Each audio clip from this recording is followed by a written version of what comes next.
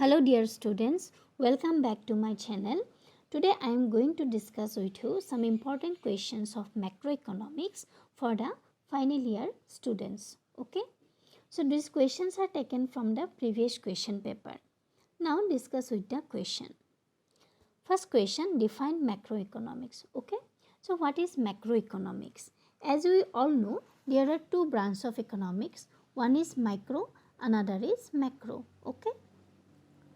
So, in case of macroeconomics, it studies the behavior of individual unit. Okay. Microeconomics studies the behavior of individual unit.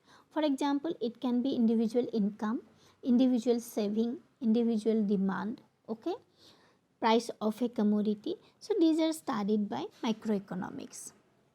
What does macroeconomics study?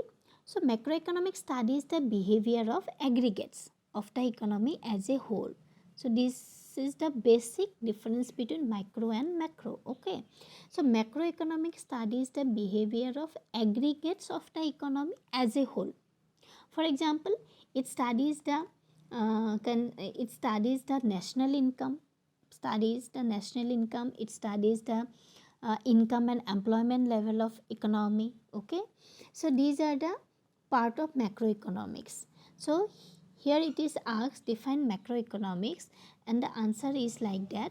Macroeconomics is that branch of economics which studies the economy as a whole and its aggregate. Okay, so the study of national income, level of employment, etc. are included in the study of macroeconomics. Here is the next question. What is autonomous consumption expenditure? Okay, so it is asked autonomous consumption expenditure. So what is autonomous consumption expenditure? If a person's income is zero, then also he has to consume something for survival. Okay, for survival he has to consume something. So this consumption is known as autonomous consumption. That means the minimum level of consumption of a person which is required for survival even when his income is zero. That is known as autonomous consumption expenditure. Okay. So you can write the answer like that.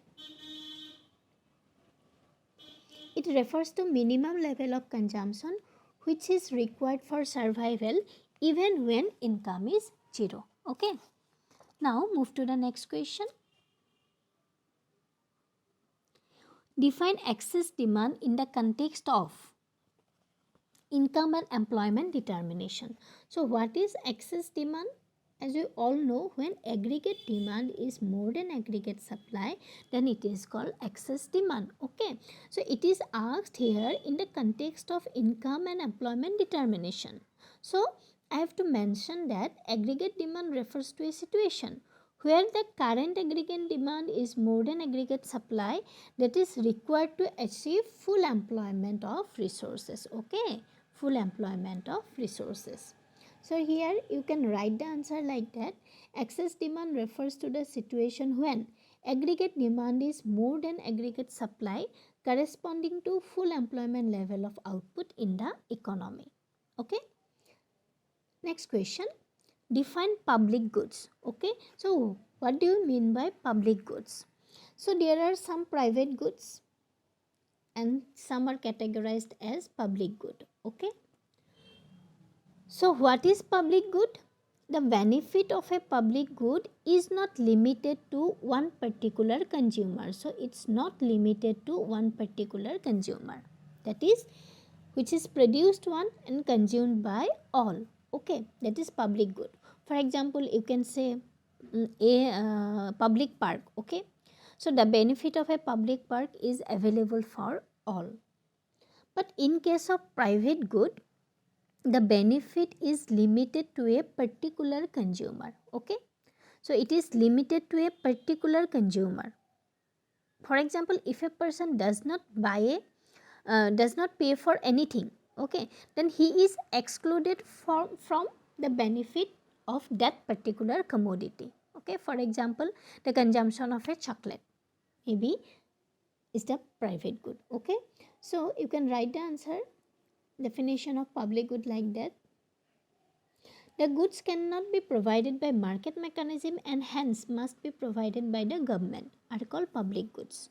So it refers to those goods and services which once produced can be consumed by everyone in the society. For example, roads, parks, etc. Okay. Move to the next question. What is a balanced budget? Okay, what is balanced budget? A balanced budget is one where the estimated revenue equals to the estimated expenditure. Okay, so we have one is balanced budget, three types of budget. One is balanced budget, one is surplus budget, and another is deficit budget. Okay, in case of balanced budget, revenue and expenditure are equal. Okay, in case of surplus budget, what happened? Revenue is more than expenditure and it is called surplus budget. And in case of deficit budget, expenditure is more than revenue. Okay, so you have to know all three type of budget.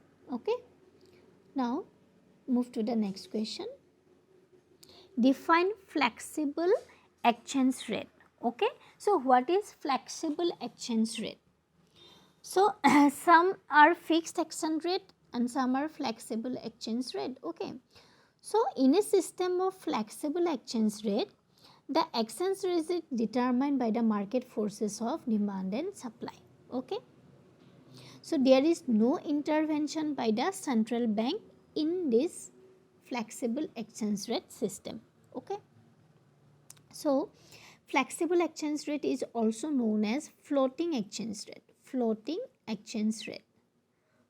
So that here exchange rate is determined freely by the market forces of demand and supply. Okay, so you can write the definition like that. The flexible exchange rate is the rate which is determined freely by the market forces of demand and supply. Move to the next question. Under what condition GDP of an economy is equal to GNP? Okay, so GDP, what is GDP? It is the money value of goods and services produced within the country in a particular period of time. Okay, so this is the price of goods and price of services basically. And what is GNP? So it is GDP plus net factor income from abroad. Okay, so GNP includes the domestic production of the economy in a particular year and also the net factor income from abroad of that particular year. Okay, NFI stands for net factor income from abroad. Okay, so here it is asked under what condition GDP of an economy is equal to GNP. So we all know GNP equal to GDP plus NFI. Okay, when factor income becomes zero, when net factor income from abroad is zero, then GNP must be equal to GDP. Okay, so here is the answer. If NFI, net factor income from abroad, is zero, then GDP of an economy becomes equal to GNP. Okay, move to the next question. What is transfer payment? Okay, so what is transfer payment? Here is the answer. Transfer payment are receipts which the residents of a country receive for free without having to make any present or future payment in return. So they consist of gift and grant, remittance, etc. Okay, so they could be official or private. So this question is asked for sometime 1 mark and sometime for 2 marks also, 1 and 2. Okay, in case of 2 marks you have to write the whole answer. Okay, so in case of 1 marks you only need to write the definition, that is in return. Okay, so some what happens, some economic flows between nations are take place without any payment. Okay, so without any payment, these are called unilateral payment or transfer payment. So this may be government or private. Private transfers would include sending gift abroad, scholarship, etc.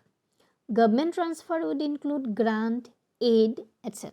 Okay, so this is the answer of transfer payment. Move to the next question.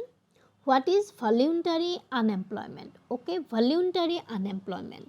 Here is the answer. Voluntary unemployment refers to a situation when people are not willing to do work, although suitable work available for them.